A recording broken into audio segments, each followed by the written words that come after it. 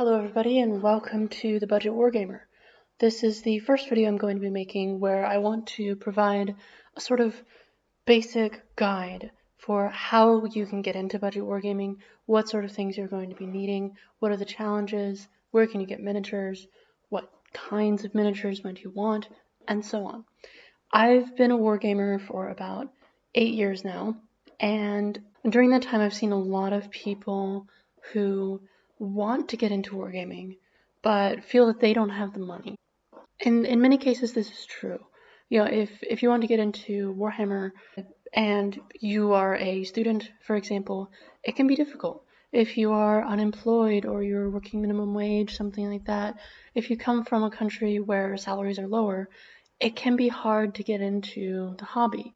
Like all hobbies, wargaming costs money, but there are some things that you can do to minimize it. Now, going into this guide, I'm going to assume that you already know some things about what wargaming is. If you don't, then I will put a link in the description for an article that you can read to get an idea of how wargaming works, what it is, how it plays, and if it's something you might be interested in. Another reason to get into budget wargaming could be just because you don't know if you'll like it. Not everybody's tried it, not everybody has a local store which plays periods that they're interested in, especially if they're interested in historical gaming. So having your own cheap models gives you a low commitment way to get into the game. Of course, there are some challenges. So the first major challenge is finding people to play with. If you have a local club that can lend you some models, lend you an army, something like that, you're set. You're going to be okay, unless you are interested in a particularly uncommon system or something like that. The other challenge is, of course, going to be money and managing your spending in a way that still allows you to play what you want. So that's what I'm going to be helping you out with today. I will put some timestamps in the description, and if I am already covering a topic that you are familiar with, then you can go ahead and click to the topic that you want to hear me talk about. Now, all of these things are going to be a general outline of the topic because, of course, this is a large topic. But if there are any things that you want to hear me talk more on, then please let me know in the comments, and I will make a more detailed video about that particular topic. So let's get on to someone who wants to wargame basically for free. Now, I have good news and I have bad news.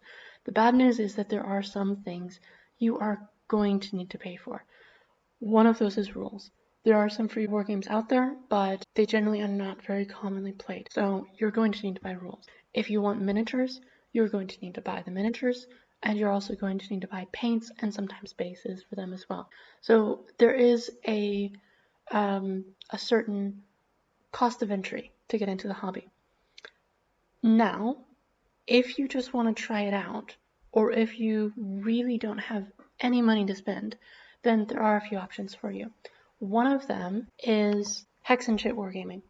This is something I don't actually know a huge amount about, but this is something where you can use cardboard or paper 2D models. You can make your own hexes. If you want to, you can play this completely for free. I don't know a huge amount about this, so if you're interested in Hex and Chit Wargaming, then I would recommend that you check out some of the articles or YouTube videos which are already up about that topic. If you are interested in more general wargaming, there is a resource I can highly recommend, which is paper models. Now, there are a bunch of companies which make sometimes very nice paper models, which you can buy. They're not very expensive, so that's a good way to go, especially because if you buy paper models, then you can print as many as you want. These will need to be printed on cardstock. Thicker cardstock, as long as you can cut through it, is generally better. It'll make them more sturdy. There's also a website, so let me show you a website called Junior General. If you're looking for cheap, easy paper models, then this is where I would start. There are two different styles, and you will see that most of these are for historical purposes. So let's say that we are interested in the medieval period. We go to there, and okay, I want some Anglo-Saxons. As far as I know, most of these models are made in 15mm scale. We'll talk more about scale later. But they should fit with each other. So here you have some basic Anglo-Saxon 2D models. The way these work is you just print them out onto cardstock. You cut them along that black line here, fold them together, and then glue them into some sort of base that you have made. Or you can glue them to a cardboard stand. There's many ways to work with that. So here you have miniatures just for the cost of ink and cardstock. That's it. You can't get much cheaper than that. They also have a non-historical category. You can find fantasy, near future, World War III, sci-fi, alt history, all those sorts of things. So let's see something that looks interesting. Dark Legion. Okay, here we go. Now we have some units from Dark Legion. These have actually been made with bases already. The other thing that Junior General has, and this is useful for Hex and Chit wargamers as well, is they have top-down models. So let's go to medieval again. And I don't see any Anglo-Saxons here, but they have some Vikings. So let's look at the Vikings. Here we have some top-down models. These you can just print out on cardstock and then glue them or tape them or whatever you want to maybe a piece of cardboard, piece of foam, something to give them a little bit more thickness. Just print them out on thicker cardstock if you want. And you have an army.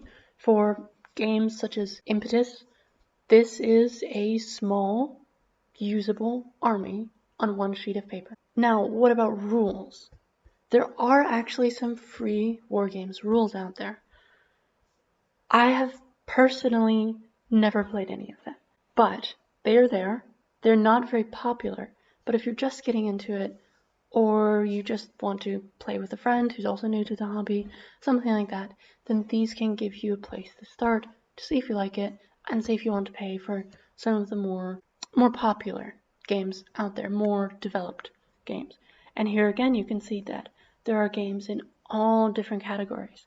So let's keep with the medieval theme and look at what medieval games are available, sorted alphabetically, and you can see there's tons for different scales, different numbers of models, different everything. There's 96 medieval free wargame rules that you can find just in this free wargame rules. Another one that I have seen mentioned frequently is Foobar. Foobar is very simple. The rules are on 1 or 2 pages, I believe. And if you look at the downloads, you have the core rules.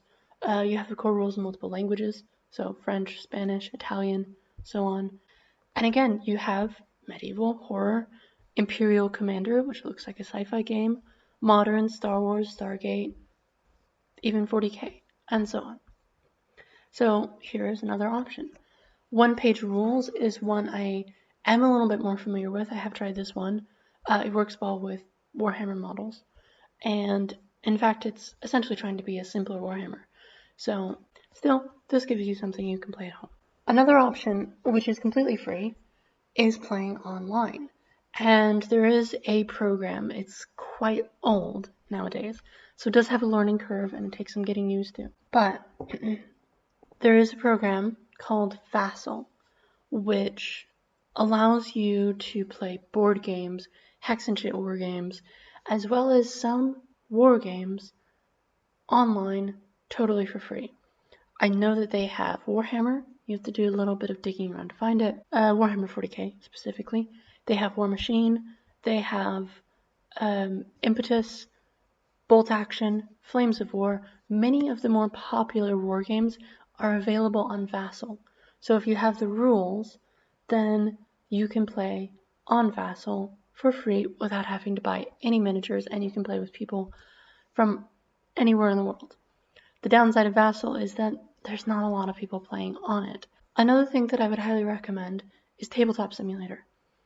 Tabletop Simulator, if you're not familiar with it, is a game on Steam, which, as you can see, it's 3D. You have 3D models, you have 3D board games. It has a lot of tools for hidden areas, cards, hands of cards that only you can see. It has extensive user-made mods, objects, models. So Tabletop Simulator is a very good resource. Main game that you can play on Tabletop Simulator is Warhammer 40K. There are also some things for Age of Sigmar. Well, in fact, there's everything for Age of Sigmar, but it's still being developed. You can find models for games such as Bolt Action, Flames of War, any World War II game, essentially. You can also find some Saga models, so if you're interested in medieval, particularly Dark Ages play, you can find those as well. The thing to keep in mind with Tabletop Simulator is that it is still a growing community, especially when it comes to wargaming. What this means is that some wargames are more developed than others, so don't expect to be finding everything on here. That said, I am active with both the Age of Sigmar and the 40k communities on Tabletop Simulator, and I can confirm that they are very active. So if you have Tabletop Simulator, you have the rules for those games, you will have no problem finding people to play with. This game, I have the prices in Zwolta because I'm in Poland, but it frequently goes on sale. It's, as I recall, the normal price is around $20 or euros.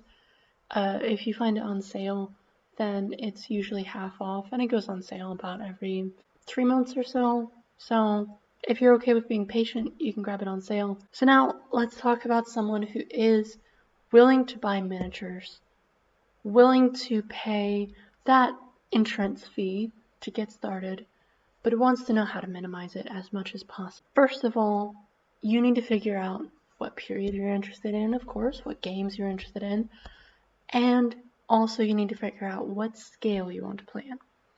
When it comes to games which have a certain IP, for example Warhammer, they have a certain line of models. And when it comes to that, you can minimize your prices. You can buy models on eBay. You can buy used models. You can buy old models, which are sometimes cheaper. But ultimately, you're going to be paying a higher price for entry.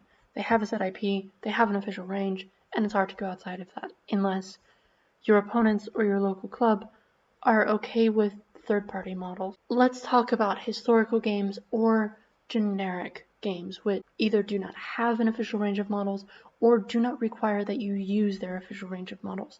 For many of these games, the scale that the rules are written for is just a suggestion. You don't actually have to play in that scale. For many of them, that's a generalization, of course.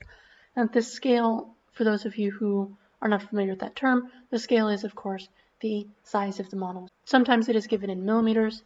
So, for example, 28 millimeters, being one of the more popular ones, is size of the model. In reality, they're a bit bigger. The other way that you will frequently see scales mentioned is as a fraction.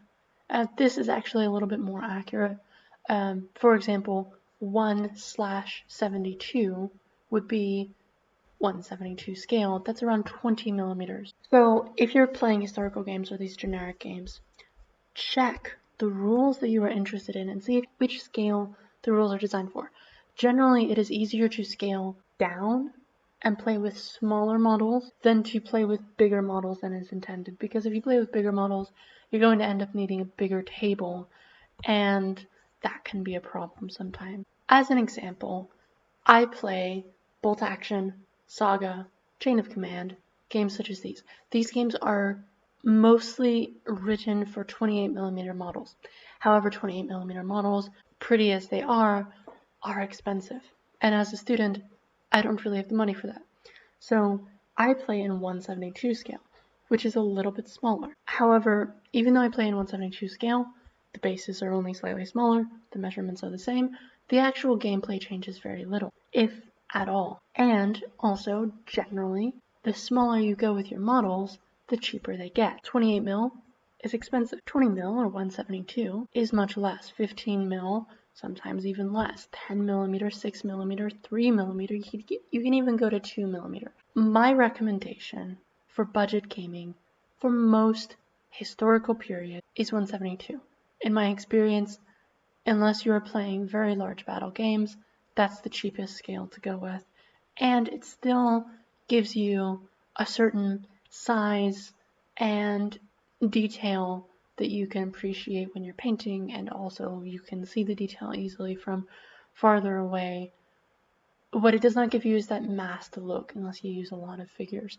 If you want mass battles with large units and large formations, I would go with something like 6mm or 10mm. The most popular scales tend to be 28mm, which is the most expensive, and 15mm. It's up to you what you go with, ultimately. My recommendation is go with what people around you are playing that you can afford. If you don't know, or if you're starting something new, or you just want to play with your friends or at a home, then I would say go with 172 for most people. I think it's a very flexible scale. So let me show you a very useful site if you're interested in 172. Models typically come in one of three materials. Plastic, which is typically going to be the cheapest. Metal, which some people prefer. I prefer plastic myself, but metal can have very crisp details and is more solid. It's not going to break, it's metal. And the third is resin. I don't really have much experience with resin, and resin is not very common in 172 anyway, so I won't be talking about that. For this scale, especially, plastic is the cheapest way to go. One thing to be aware of, though, is that the quality of the sculpting and the quality of the plastic varies significantly from manufacturer to manufacturer and even from set to set. That is why I'm showing you this site, Plastic Soldier Review.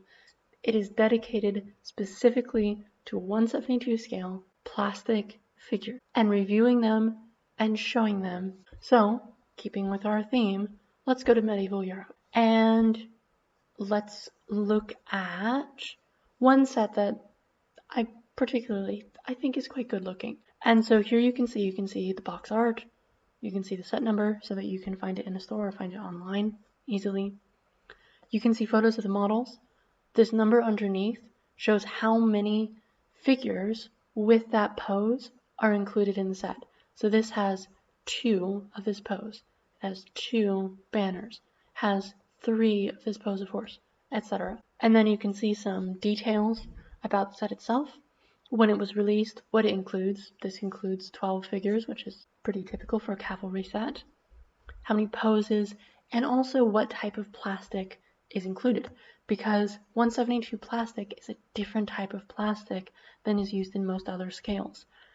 And it is softer, it's more bendy, it's very unlikely to break. I have never, ever broken a 172 model, but it's bendy and it requires some special preparation for painting. It's not a big deal. I don't think it's that bad of a thing. It's just something to be aware of, that you shouldn't treat it like 28 mil plastic or 15 mil plastic. So I will do a video on how to paint 172 plastic in the future, just so you know how to do that sort of thing. It also tells you how tall, what is the average height of the figures within the set, and what that would be in real world terms. So these are generally 23 millimeters tall. This also shows how they compare to other 172 scale models. If they are green in the middle here, then they're quite average and will typically fit together well with other sets. Then some things about the history, review comments about the set, and finally some ratings that you can see. To give you an idea of the price, let's look at, for example, Zvezda Russian Foot Warriors. So here you can see this is Zvezda. I think they're a very good manufacturer. They make very crisp models in fairly hard plastic, and so they're going to be less bendy than, for example, hats. You get a variety of equipment. You get spears, flails, crossbows, bows, javelins, as well as some commanders. In total, this set includes 44 figures. So let's just check. How much does this set cost if you were to order it online? Here's a Polish website showing that the set costs 32 zloty. To get you the price in another currency, this is actually the same website but their US portal. Here you can see that in the US, this set costs $9 for 44 figures. If you're doing a skirmish game like Saga, this is pretty much an entire army. You may need to buy one more set. You may need to buy, maybe you want cavalry, which are typically 12 figures for the same price. You may want something else. But for many games, even games like Impetus or DBA, you can easily go into a hobby shop, buy a set like this, and you have an army ready to play. You just need to put them on bases, paint them, you're done, you're ready. This is why I think 172 is the best way to enter the hobby if you're new and you cannot afford the more popular scale. And as you can see, the quality of the models is also quite good. It's not 28mm, but with some decent painting skills, you can make them look almost as good. So, speaking of painting skills, what about paints? Paints are something that anybody who has miniatures is going to need. The first one is Vallejo, and this is a company from Spain. I don't know how available they are in the US. If you're in the US, I know that here in Europe, Vallejo is available in pretty much every hobby store. They have a variety of different paint ranges. The one that I use primarily for my models is the model color range. This gives you more muted, more realistic colors. The other main paint range which people frequently use, I have never tried it, is game color. These have more vibrant, bright colors, which are more intended for fantasy or sci-fi gaming as opposed to historical gaming. The paints are of very similar quality. At my local hobby shop, Vallejo paints cost around 10 won, which is around $2 or $3. They're not very expensive. The other, probably the most popular paint company is, of course, Games Workshop. They have a very popular range of paints, and it is popular for a reason. Their paints are good. I think that Vallejo are just as good, but Games Workshop has some nice special things. In particular, Games Workshop's washes are very good. I've heard very good things about the Nuln Oil. They have contrast paints, which are their new craze. If you want to learn more about those, then look up some YouTube videos that will explain them better than I can. Technical paints, which leave a texture. They have some nice toys. The main problem with Games Workshop paints is not their quality, but rather the price. With these, expect to be paying around twice as much as with Vallejo. If you want to get into historical gaming, and in particular World War II gaming, then I would recommend taking a look at AK Interactive. They have a number of paint sets which give you everything you need to paint a particular thing. Let's say we want to paint a German tank. Then here for 14 euros, we have a shadow, a base, a light base, and a highlight color so that you can build up the shades as you go on your tank, as well as a chipping color and a color for the tracks. So this allows you to do some basic weathering, allows you to do layering and highlighting, all of your painting techniques that you would normally do on a vehicle. I've heard very good things about these sets, and also their normal paints are quite cheap, around the same price as Vallejo. Another company that I've heard good things about is MIG Interactive. This is another Spanish company, and they also have many paint sets, in particular for World War II, as well as some mecha sets, some metallic color sets, and so on. They have one in particular which I've seen very frequently, which is their Fleshtone set. This is, again, about the same price as AK Interactive, and as I understand, their paints are quite similar qualities. And this gives you 2 shadow, 2 middle, and 2 highlight tones for different skin types, so that you have the paints you need to make quite nice looking skin tones. But what paints do you actually need to start? If you know exactly what you're going to be painting, then you can buy a set, and that's no problem. If you don't know what you're going to be painting, or you want something more general, then what I would recommend is start first of all with your primary colors. Get your reds, your greens, your blues, maybe even a cyan, yellow, white, and a black. Get those to start, and get them in as pure of colors as you can. Get a vibrant blue. You're not going to be painting with it straight. These are going to be very useful for you to mix colors that you don't have. If you're not able to just buy a color for a particular painting scheme that you want to use, then you're going to need to mix. So it's a good idea to buy the basics for doing that to get started. I would also recommend a good dark brown to get started, because brown is a very, very common color that you'll be painting frequently. I also would recommend buying some metallic colors. Which colors you will be buying, it's up to you what you're going to be painting. My main metallic color that I use is Vallejo Model Colors Oily Steel. I find that's a very good look for chainmail, for metal weapons, for metal parts on guns, things like that. I find that it's very, very nice silver color. If you're not able to buy brown, don't worry.